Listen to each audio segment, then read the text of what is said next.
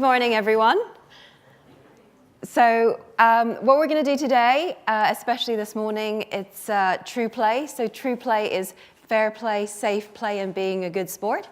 So since we'll be playing during this keynote, feel free to take part in as much or as little as you like. And of course, with play, it's about sustainable pace. Are you ready to play?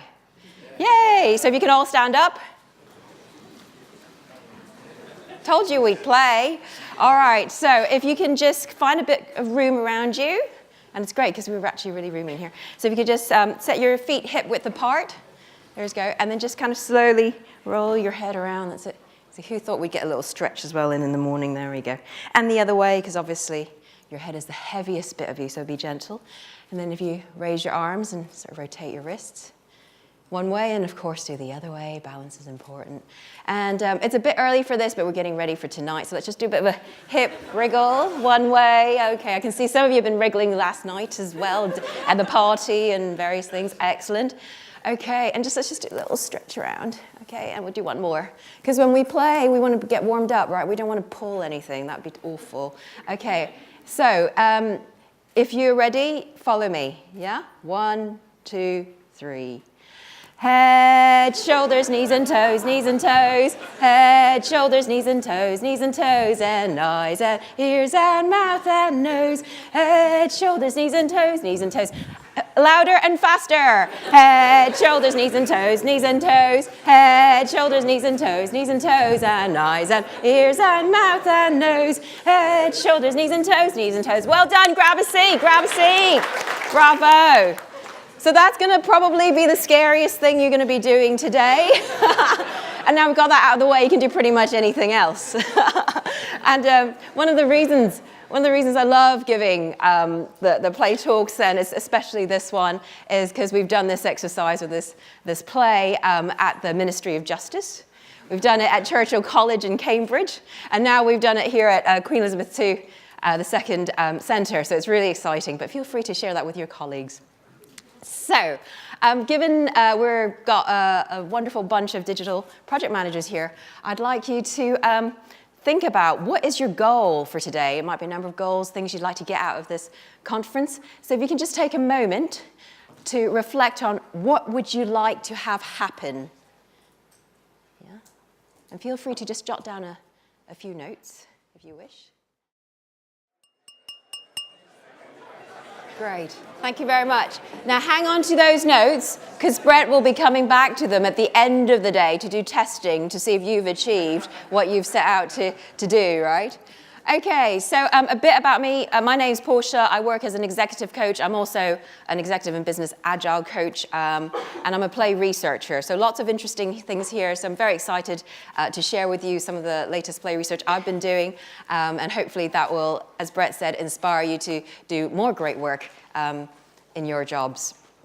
So without a goal, it's hard to score. So here's what I call a user story, because I work in an agile way, but goals and success criteria for this talk. Play for your life. As a play seeker or play skeptic, you choose. I need ideas on how to play more so that we can all live happily ever after.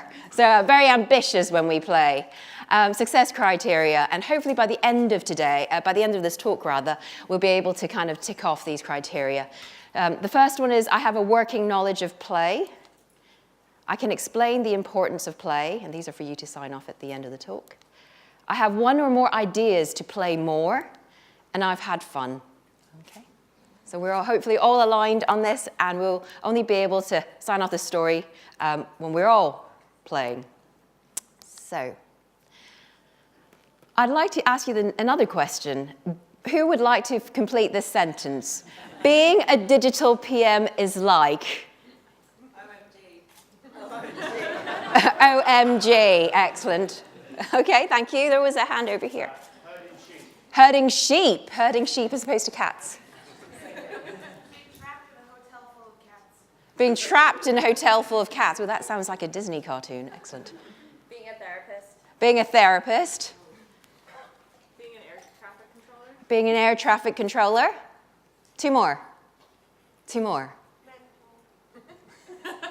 Being mental. I can see we're all in the right place here. One more. Come on, one more. Fighting wasps with one hand tied behind your back. Fighting wasps with one hand behind you. Excellent. Okay, so on that note, here's a quote. I love Angel Station, so if you live locally or if you're just visiting, it's worth going to Angel because they always have meaningful quotes up there. So not just help you on your travel around London, but in your life.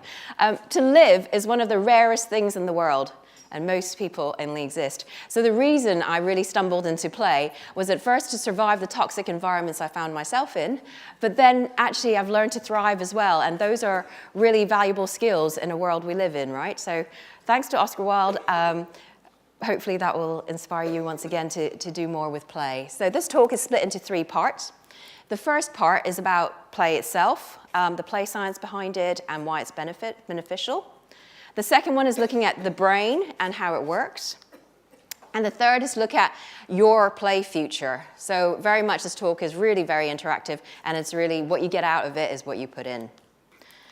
Okay, so we're going to have to get serious now. I hope you've all studied really hard for this play assessment. Did Brett email you about this? He didn't tell you about it. Oh dear. Okay, well, we'll have to just muddle through. What I'm about to show you is an assessment called Play or Nay. You will see before you a series of images, and if that image evokes a sense of play, according to you, then you shout, play. And if you see an image and you think, oh, that's not really play at all, then you would say, nay. Are we ready to play? Yeah. Yay, okay. Play or nay? Play. Play or nay? Play. Play or nay? Play or nay? Play or nay? Play or nay? Okay, let's see. Oh, phew, we can continue with this keynote. Well done. We've baselined our common understanding of what play is, but we'll go into that more deeply too. So, as a play researcher, I get asked 2 questions mostly, and maybe they're the ones wondering about in your mind. The first one is, why should I play? So in this talk, we'll talk about the benefits, as I've mentioned, and that's kind of easy enough. You know, in fact, there's a lot of writing about all this, so very often I kind of dig a lot deeper. And the second one is, usually it's after a beer, but people ask me, is it okay for me to play? And they'll pretty much start off with, is it okay for adults to play? But really they mean me, right, themselves. And so for that, I would say it's entirely up to you to give yourself permission to play. Right, that applies both for this session and throughout your life. And hopefully after this talk, you realize it's not just, you know, a personal responsibility, but it's a social responsibility to play more.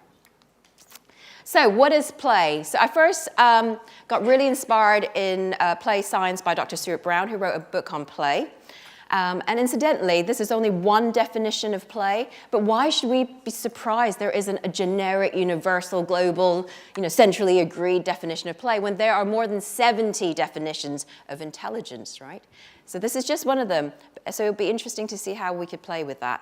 So according to Dr. Brown, play is seemingly purposeless, with the emphasis on seemingly. And, it's interesting because I have yet to identify play that is seemingly purposeless. Because even after a hard day's work, and you get home and you might, I don't know, log onto a server somewhere and play Ark Survival of the Old or something, or you go home and you rewatch part of the box set of Friends. Whatever it is you're doing, if someone came to you and said, well, what are you doing that? Why are you doing that? You'll be saying something like, I just want to chill out, don't talk to me. I just need to post-process my day. Well, there's your reason, right? So that's why it's seemingly purposeless. There is always a reason. It's also voluntary, because if you're obliged to play, then that's not play, it's punishment. And it's inherently attractive. So a little tip here for those of you who commute or travel around London. Before I had children, I would avoid them on the tube because they were really noisy in a metal box. But now that I have a 4-year-old and I'm a self-proclaimed replay researcher, I actually seek them out. And then I get on the carriage with them. And then I have a little chat with them, even if they're tiny. And it's so nice to have that connection with the poor mum or dad who's kind of trying to hush the child, because then I can make as much noise as them and make it normal. And, I feel so much happier going to whatever work I have to do because I've played, right? So every moment of play is really valuable. Time flies by when you're having fun, doesn't it? And you don't notice it going by, and that's play. And you'll also notice that this definition of play ties in nicely with the idea of flow as well, when we're doing our best work. And it reduces a sense of self-consciousness. So all of a sudden, you're much less worried about, oh, what do I look like? How do I feel like? Will people be judging me? Because you can't do those things when you're playing. You have to set aside those judgments. And of course, it's a potential for improv, right? Because let's face it, how many of us have attempted to do big design up front for our lives? And the plan has remained the same, right? No doubt it changes as fast as your Gantt charts would for any project you're managing. And with play, it's the desire to keep going, and that's why I emphasized about sustainable pace, because it can feel like a bit of a drug, a positive drug at times, and it's really about knowing your own limits, deciding how far you want to push yourself so that you can keep going. So why should we play?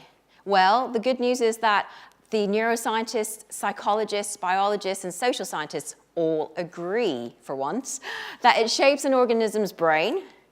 It makes animals smarter and more adaptable. It enables us to sustain social relationships. And these things are all true for why children play, but they are also equally important for adults, and especially, I would say, for adults. And it fuels creativity and innovation. So in one experiment involving rats in the States, they split the group into two. The first group of rats were allowed to play, and the second group of rats were not allowed to play. Now, animal rights set aside for that. How do the scientists know that the animals played? Well, it turns out that if you tickle a rat under its chin, it gets tickled and it squeaks louder. So presumably it's having fun.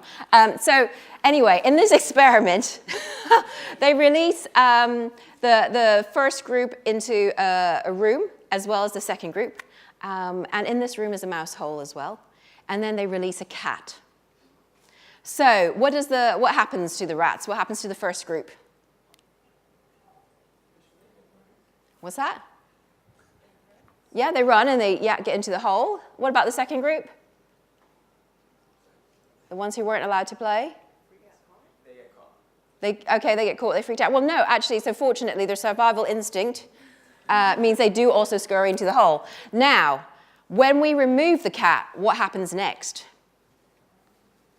What happens to the first group? They come out again. What happens to the second group? They stay in the hole, and they never leave the hole ever again. I know, nature has a lot to teach us, huh? Yeah, because the first group knew that to identify safety, they needed to sniff around the hole with their whiskers and test it all out, and then they were able to come out. But those that weren't able, didn't ever get to play. They didn't have those skills. Yeah, poor rats.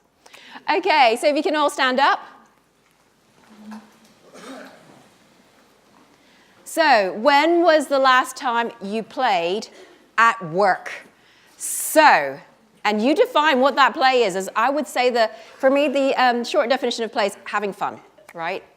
In a sort of healthy, sustainable way. So, if you played in the last month at work, stay standing. Otherwise, have a seat. Oh, okay, pretty good. And if you played in the last week at work, stay standing. Okay. So this is the bit where you start kind of looking at, everyone around the room going, I'm going to go to them for some free tips after this. Okay, and if you played yesterday, so just before coming to this conference at work, stay standing. I no need to feel ashamed or guilty. Well done. Okay, excellent. So just have a good look around. So these are the people you want to kind of network with in your break, especially, and get some tips. Great, have a seat. So now that we've baselined your play frequency at work, what we're going to do is actually look at, this is something I call your kind of play preference. And the key thing is this is simply a model. And like all models, they aren't a true reflection of reality. They're just models, right? Of course they can't be. So along the x-axis, we have desire to play. And along the y-axis is know-how. So the type 1s are those who can play and want to play. And they're the ones typically you see in the office having fun, regardless of what they're doing, right? Even if they've got a pile of defects to go through, whatever that is, they're still going to figure out a way to make it fun. Then there are the type 2. So they're the ones who can't play, but they want to play. So when they see the type 1s having fun, they're the ones who kind of mosey over to the type 1s and go, oh, what are you up to then? Oh, okay, well, I'll come and help you do some work. And they'll kind of get into play. Then there are the type 3s, those who can play, but they won't play. These are typically the ones who will say, well, you know, I have a career here to establish, and there is a tree, there is a ladder at work, there is status, I am going to pursue that, I shall climb that tree. And whilst I am obviously, you know, amazing at golfing in my local golfing club, I do that and save that for the weekend. But when I get to work, there is no play. There is only work. Yeah, so those are typically your type 3s.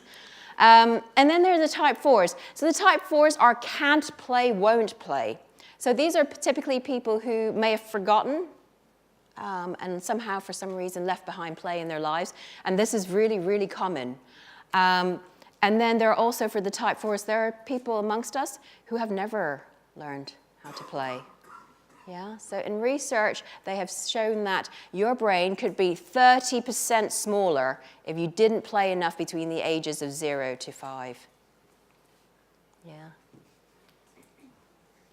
Let's think about that. So, pop quiz, the taboo we've all been waiting for. What's the opposite of play? Any guesses? Work? Meetings? What else? Sleep? Boredom? Let's do one more. Scope creep. I like that. Subtitled meetings. Okay, so imagine a world where there are no movies, no music, no jokes, no risk-taking, no dreams, no joy. What are we left with? Any guesses? Darkness, boredom. Okay. So the good news is it turns out that work isn't the opposite of play, according to Dr. Brown, which is a relief because we've all got to mostly go back to work on Monday, thank goodness. So play, it turns out, leads to creativity and innovation, right? But you have to be smart about it, and that's why a lot of playful people are often much more creative and seemingly more innovative, but that's because they're simply playing more. That in turn leads to invention and growth. Much of what we do and what we experience is true here. Now, how does work fit in? So it wasn't really until I started doing this research that I discovered, because I'm Chinese, that who knows what the word business means in Chinese? So in Chinese, business means is sang yi. And when I had to kind of reflect on it, and actually it literally means meaning of life. I know, exactly. And you're like, wow, someone was really wise in codifying that in there and was right in front of us, but I didn't even notice it. So, but this model here reflects that, right, which is really interesting. So the work, Dr. Brown says, also leads to creativity and innovation, but it also gives us purpose and competence. And that makes a lot more sense, right? Because if you look at the Olympians and people who are great at their craft, they have to practice. And there's a reason why they do it. And usually it's not just being better than their neighbor, it's because they want to be better than themselves, right? And then they get good at it, and then they'll get better and better and better. So the opposite of play is not work. So what is it? Well, it turns out it's this. Yeah. Now, when Dr. Brown talks about depression, he's not talking about the clinical kind, I believe. He's talking about the kind that just gets you down every day when you have to go to your daily grind and you just don't enjoy what you do anymore with people you don't like anymore, right? I think that's kind of the mild daily ennui or depression that some of us might experience. And so using this, I then map the different sort of play preference types to see where we are. And if you look at the type 1s, the can play and want to play, they're pretty safe, right? They're pretty far away from that depression line because they're keeping their play energy topped up, right?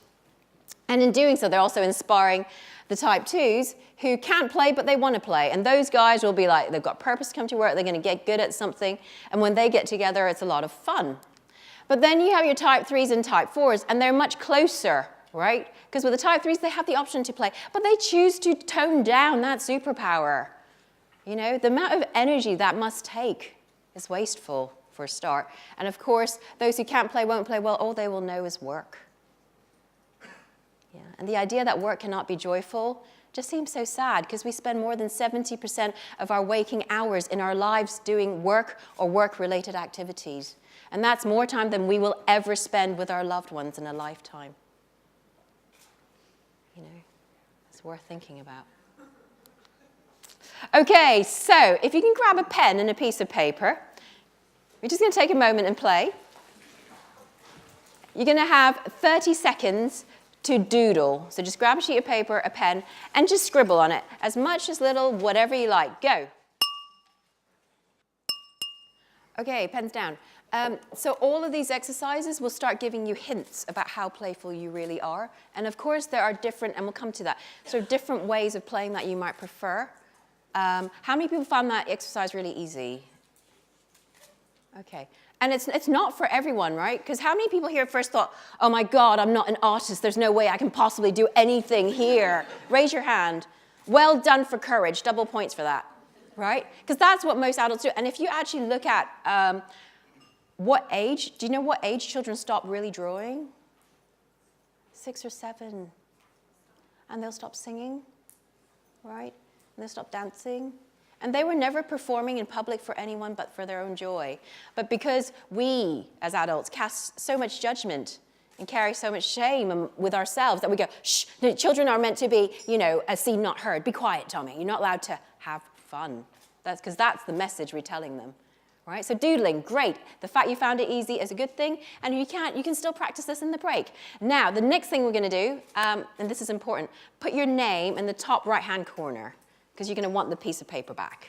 I've done this exercise a number of times, and people become very attached with their doodles. Okay? Okay, so now find someone you don't know and haven't worked with yet. Feel free to get up and switch, and do a sheet swap. Okay? Quick, you have 2 seconds. Go, sheet swap. Okay, now, you guys have 15 seconds to do whatever you like with that doodle. Have fun, go.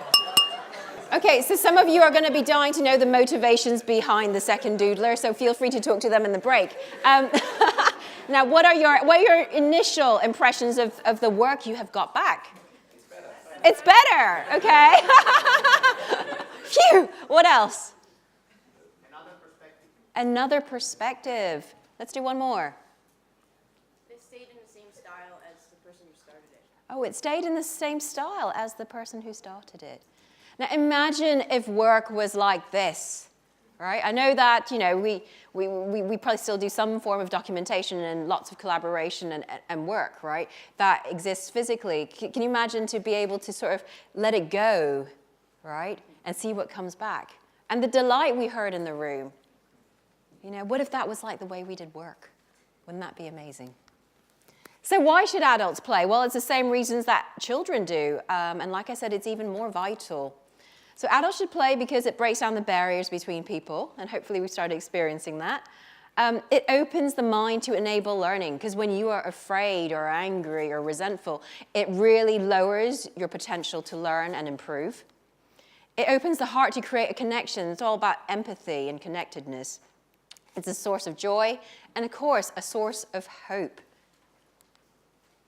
So, your recommended daily amount of play. So you've heard of your RDA for calcium and your minerals and your vitamins. It turns out there's also an RDA for play.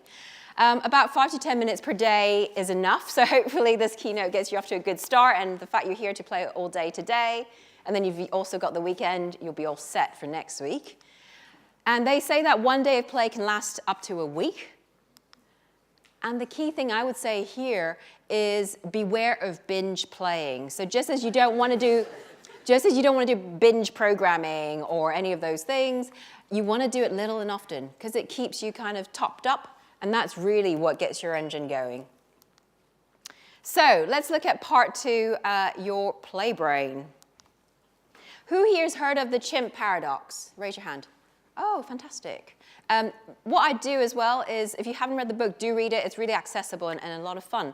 So Dr. Steve Peters is the resident psychologist for the Sky Pro cycling team here in Britain. And he worked with our elite British cyclists to do their best work. And the result was that at the last Olympics in London, we brought home 12 medals 8 of which were gold. So he is a man worth listening to, I would say. So let's test the model a bit. I'd like you just now to think about when was the last time you said or did something you regretted. It's okay, you don't have to share it, but just have a little think about what that might be. Yeah? And if you didn't regret it, it just made you feel a little bit, oh, I feel bad about that. Okay, so just bear that in mind as we go through the model. So, according to Dr. Peters, this is the psychological model of the mind, and I'm going to go through it. So, in the middle, the oldest part of you in the brain is the limbic part, and he calls that your chimp. Apparently, everybody has this chimp in their brain, and the thing I love about this model is even my 4-year-old gets it, and it's so accessible that, you know, I would try it with children as well as adults. So, in the middle of your brain, then, is your chimp. And that is the kind of bag of instincts and drive, because, of course, the chimp is preoccupied for the, procreation, survival, and, of course, it's nervous, right? Because it's got to stay alive, and that nervousness is what's kept you alive so far, so that's your chimp. And then there's the parietal part of your brain, and that's what he calls your computer. And in it is all the habits that are stored, that you've accumulated over time, but also certain beliefs that you've established, rules that you live your life by. And then the third part is the frontal part of your brain, and he calls that your human. So for the purposes of this exercise, we're going to focus on the chimp and the human. Now think back of your example of when you said or did something you regretted. So information flows from the outside directly to the chimp. So the chimp gets first dibs. Now what happens next? It will look in the computer. And depending if you have a certain rule already in there about certain things about what to do when someone cuts you up on a busy road, you're going to behave a certain way. Right? And then what will happen is the chimp will then, if it doesn't go into survival mode and makes a lot of squeaking and squawking and swearing and gestures, then it might choose to pass the message onto the human. Now, some of you will say, well, no, I'm very reasonable. I have no chimp. My chimp is asleep. My chimp is dead in me. I am pure human. Now, it's simply not possible, right? Because unless, I guess you could have that bit surgically removed, but I'm not sure you're going to stay alive in that process. But with the human part, because the information goes through the chimp first, it doesn't matter. The chimp is the first, port of call. But more importantly, the chimp is 5 times stronger than the human. So you cannot wrestle it. Yeah? You need to somehow figure out how to deal with it. So I'd like to just do a short exercise now. I'd like you to think back to your childhood. Think of your first or favorite childhood toy. And find a different neighbor, feel free to get up, find a different neighbor and just take a moment to share with them and describe to them what it was that you loved playing with and how it made you feel. Go. Okay, grab a seat. So tell me, how did it feel after you've done this exercise compared to before? How do you feel now? I feel more friendly. More friendly? You feel more friendly? Great. Energized? There was a third one. Nostalgic. Validated. Let's do one more. Oh. One I've had before was, oh no, where is Ted? Which is lovely. And then he kind of decided he's going to go up to the loft the moment he got home, which is lovely. Now, that exercise was to show you how actually your brain isn't that clever and you can trick it. Because when you think about that memory, it cannot tell the difference between the past and the future and the present. It's the now. So by reliving that memory, you get the flow of, happy hormones going through your body. You feel more friendly, open, right? And that's the purpose. And especially with play, when you create an environment that is not judgmental and it's truly safe, then people really all play. And that's where the best part of you can come out, right? So on that note, I'm proposing that we play with your chimp. So, because in Dr. Peters' research, whilst I love his book and his theory, there's a little bit there's language in there which talks about containing your chimp and boxing, as in putting it in a box, boxing your chimp. And there's this image with like, it looks like jail bars across the chimp. And I'm like, oh, my poor chimp. I'm not sure. And no wonder I'd be upset too, you know. Well, how do we liberate this chimp? So I propose that we become our own chimp whisperers. So to do this, the key thing is, and you will observe this over time, that's the key thing, is to name your chimp. Right? Because if you can name your chimp and you externalize, again, there's this research to show that if you can visualize and externalize problems or issues or thoughts, then you can better deal with it. You will get better perspective. So name your chimp. Now, over time, and you might find that just a name pops up right away. Great, take that and run with it. But, you know, observe. And mine happens to be Charlie. The name just popped up. And it's really interesting because it could be a boy's name or a girl's name. And I love that, right? Because it just depends how it feels on that day, the chimp. So Charlie, so name your chimp. Now, secondly, learn to spot when the chimp is in control. Yeah? And depending on what the chimp is doing, intervene. So if you know you're about to kick off a fight with your partner, you're like, oh, Charlie, hi, Charlie. How? And, you know, it's a little pep talk, but, you know, all creatives do this if we were honest with ourselves. We all talk to ourselves. And that's the inner voice, right, that knows things, the best ideas, all of those things. And often I'll say, okay, well, oh, hi, Charlie, thanks. No, I'm just too tired for that argument. And, you know, I really value your input, and I'm going to bear it in mind. How about we go out for a walk? And then, yeah? But I do this with my 4-year-old, and it's just been amazing. I mean, I don't believe in experimenting on children or animals. So I have experimented on myself first. But I will say to her, and I will say to my little girl, who's in charge? And she's just kicked off in a lovely kind of shopping center, and you think, oh my goodness, I'm just going to be completely undermined by my 4-year-old. I'm out of control. What are people going to think? And there's my chimp, right, going off as well. And I'll say to her, I'll say, darling, who's in charge? And she'll look at me and she'll go, the chimp. And I'm like, okay, well, what should we do then? And she goes, I want the human back. Yes, okay, great. So what do you think we should do? And she'll say something like, oh, I just really want that toy, Mummy. And I'll go, I'll talk to Mr. Amazon. Okay, I'll talk to Mr. Amazon and we'll see what we can do. But for now, you know, let's just put that back because that's where my little pony lives with her friends. She belongs there. And so she'll put it back really tidily because, you know, that she believes that, right? And why not? And then she'll go, okay, Mummy. All right, thank you. And just before she goes to bed, she'll go, Mummy, I'd really like that, you know, toy tomorrow. And I'll say, okay, we'll have a little think about that, but thank you, my little human. And it's really surreal because you'll be out and about and you'll call your child chimp. And I'm sure people think, you know, that's really abusive. But she knows what I'm talking about and I know what I'm talking about. And that's the key thing. So if a 4-year-old understands this model, right, then how can it change us enough to win some of those gold medals for ourselves, right? So play with your chimp. So that takes us nicely to your play future. The third and last part of our play today. So before we do that, it's important to look back in the past, actually. So how many of us remember at school that we did sort of the 3 R's, reading, writing, and arithmetic? Was that what you, if you remember that, stick your hand up. So if that was the way you were, dare I say, judged at school. And if you weren't good at reading, writing, and arithmetic, you sucked. That was the end of your academic career, right? Yeah? And that was certainly, you know, that was what I felt, and so I was great at it. I learned to get good at this stuff, because that was a survival mechanism, right? Now, it's interesting, because the 3 R's was actually invented, if you like, by a sea biscuit manufacturer, and it was the son of this sea biscuit manufacturer, and he became a politician and MP, and he came up with this model of the 3 R's in 1825. So that's a long, long time ago, but it still continues to propagate, right, throughout our society today. Oh, if you're not good at maths and you're not good at reading, well, then that's it. You're a loser. Game over, right?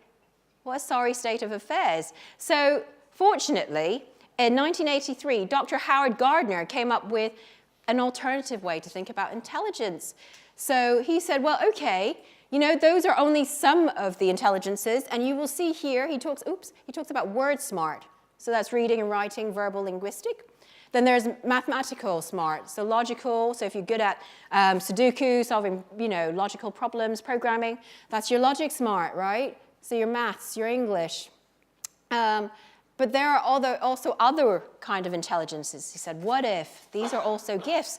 So did you know being able to grow a tomato plant from a seed is a form of intelligence? How many people here can actually do that? Raise your hand. That's how we know, right? Because mine go moldy, and I'm like, I'm not buying that packet of seeds again. I'm just going to go down the supermarket. Like, how do you just look at it and make it grow? Because it's so easy. Right? Then there are those who are musically inclined, right? So if you look at Louis de Bagnier, who wrote Captain Corelli's mandolin, right? He will pick up an instrument that he's never seen before, and he will just start playing it. And it will be a lovely melodic tune. I've seen him do it on stage. And you're like, how does he do that? Well, that's because music is a form of intelligence, right? And likewise, is bodily kinesthetic. So body smart, dancers, athletes, people who can still do the splits. I've never been able to, but I'm going to sort of recapture my youth and give it a go. Doing headstands, why not? But that is a form of intelligence, right?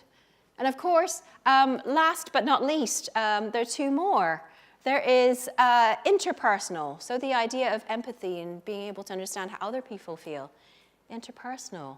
That's another form of intelligence, right? How great is that? All of a sudden, we're getting brownie points for things that we actually know and can do really well, right, as project managers. And of course, there's intrapersonal. So can you believe it? Self-awareness is a form of intelligence. It's like, bingo, here I was thinking I just sucked all the time, but ha-ha, it's a form of intelligence. Now, how liberating is this? Because all of a sudden, it acknowledges that we are all human, right? And that perfection is simply something you strive for. And it enables us to continue to learn and improve. So I've got more good news for you. So that's multiple intelligences. Now, what I like to look at is the latest research. So one night I was sitting in bed reading up on all this stuff, as you do, because I do my best work lying in bed and just surfing and doing thinking. And I thought, okay, well, hang on a minute. If there is IQ and there's EQ, emotional quotient, surely there is something like play IQ. And I was like, so my chimp got very excited. And my chimp said, that's great, let me talk to the human. And the human said, that's great, you're gonna become famous for discovering play IQ. And of course, then the human thought, nah, just Google it. So I did, and I Googled it, and it turns out there's a chap called James Findlay, and he's written a book called Play Intelligence. I was like, oh, that's fantastic. So I started reading the book, and his theory is that play intelligence is the building block for our different intelligences. Because if you look around that wheel, these are only 8, but now they've gone up to like 30 different types of intelligences, is that there are some fundamental commonalities between them in terms of mindset. And based on my own research alone, I've noticed that people who are truly playful, so fair play, safe play, and being a good sport, they have 3 key attributes. Yeah? So this is the latest research. I'm really excited to be sharing it with you. So the first thing is they are respectful. These people are highly, highly respectful, and it's a remarkable discovery for me because, I always thought the playful ones are the loud ones, the brash ones, the bull in the china shop guys. They're not. They're really very respectful of other people, and they work on being respectful towards themselves. They are also responsible, yeah? So if they're going to go out to the public space and they fancy doing a bit of drawing, they're going to do it with chalk crayons, right? And they might decorate a pavement on the way down to the pub. I'm not suggesting you all do this because it might be considered graffiti, but you can do it on your own drive, right? Yeah, so they're really, really respectful and responsible. And most of all, they are resourceful. They come up with so many solutions where previously you had a problem, all you need to do is name that problem and they will swarm around it because it's not a problem. They don't even think about it as a problem. They'll go, let me give you some help with that. And they don't even call it a challenge because for them it's just a game, right? It's play. And that's how creatives stay so energized. So this moves us to looking at the play cycle as well. So here's an event we ran at the School of Play last year, and it's called the Curiosity Carousel, and it's looking at your play intelligence types. So here we're doing something called loom banding, which a lot of children do, and I do now with adults, which is amazing. So here they're learning how to do the band, so I show them. And then here's my friend Paul in the middle, looking a little bit confounded, thinking, oh, this is slightly harder than I thought. Then these are the guys who are getting quite smiley now. They're like, oh, this is good. I'm making progress. And then here, you know, they're more deep in thought. They're, you know, their loom bands are getting longer. Now they're showing each other. And these the ladies here are kind of showcasing their creations as you do. And you feel attached to your doodles, don't you? You know, some of you might just screw them up and throw them away, but some of you want to take it home and show it to your spouse, maybe. Look what I did today. Or tweet it, that would be amazing. So if we were to look at the learning cycle, it is very similar to this, because it's about anticipation, getting ready for something, be it to learn it, to share it. It's about surprise. Aha, this is harder than I thought. Pleasure. Oh, okay, I'm starting to have some fun here. That's good. Ah, I get this, why this works. I've got to just undo this bit and redo this bit. Mastery, so getting really good at something. And then poise. You know, just pat yourself on the back and go, good job, chimp and human, right? And according to Scott Eberle, who is the VP for interpretation at the Strong Museum of Play in New York, he classifies this as the play process. And it is so similar to the learning process that it's hard to distinguish. Yeah. So we no longer have to dispute that play is effective. And in my experience as a coach, it's the most effective and efficient way to help people become better. Because you can't change people. I mean, unless you're Darth Vader and your force is really, you know, strong within you and you're really dark, you can maybe get other people to do your will, right? But most human beings I know do not do that if they're ethical and cannot do that. So we rely on enabling people to change, and play is a great way to do this. So we're going to wrap up shortly. Your play future then. If you are a visual learner and you're good at kind of picturing things, then feel free to close your eyes because they'll be much more effective as an exercise. Entirely up to you. Okay, so our last exercise. So suppose tonight, while you slept, a miracle occurred. And when you awake tomorrow, what would be some of the things you would notice that would tell you that your life had suddenly become more playful? Okay, so look, I'm here today because Brett and I think some of you believe that there is something worthwhile and magical about play, and we've looked briefly at the science behind it. And you know, the School of Play was a dream of mine, and 2 years ago I did that miracle exercise. And last year on the 1st of April I started up the School of Play. And we're very much a startup, and it's tough and it's fun, and it's just been truly magical. The people I've met here, including yourselves, has been a real honor. And you know, if that's possible, if something like the School of Play can exist, then you know, what other dreams in your heads can we turn into reality? And one of the things I say is play once a day to keep the doctor and priest away. Okay, so to summarize, the opposite of play is depression. And adults did this to Darth Vader in the Disney store, not children. The recommended daily amount of play is 10 to 15 minutes a day. And remember to play with your chimp. Love your chimp, right? And they will love you back. Play more at home and at work. And develop your play intelligence little and often. And all play. Okay? So I'll upload these slides and share them. Tell your friends. And play more, I hope, for you. So let's just do a quick test now. If you agree, raise your hand. I have a working knowledge of play. If you agree, raise your hand. Okay. Great, thanks. I can explain the importance of play. Okay, try that out with your boss on Monday. That's a good test. I have one or more ideas to play more, hopefully. Okay, and we can ask around and get some more before you go. And I've had fun. Hurrah. Well, thank you so much, guys. Thank you for playing. Thank you.